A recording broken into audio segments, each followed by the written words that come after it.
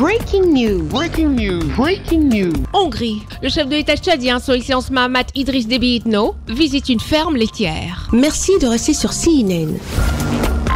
Breaking news. Breaking news.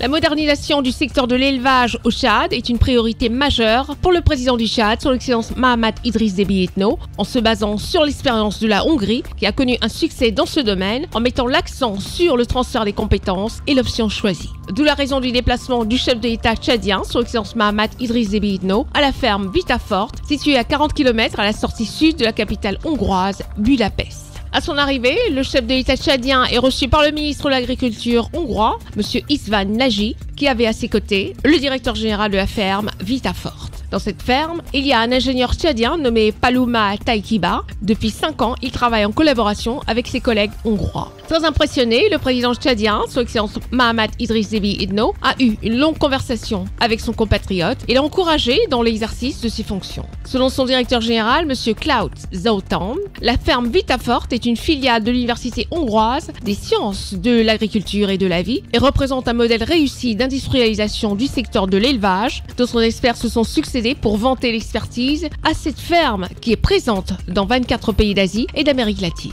Au sein de ce complexe, on produit des aliments pour bétail. Des techniques utilisées pour produire du fourrage naturel sans organismes génétiquement modifiés ont été exposées au chef de l'État tchadien, son Excellence Mahamat Idriss Déby Itno, par le responsable de la ferme. La ferme Vitafort possède une expérience de 40 ans dans le domaine de la production laitière. On y élève des vaches qui sont traitées et nourries sur place grâce à l'usine d'alimentation pour bétail située au sein de la ferme Vitafort.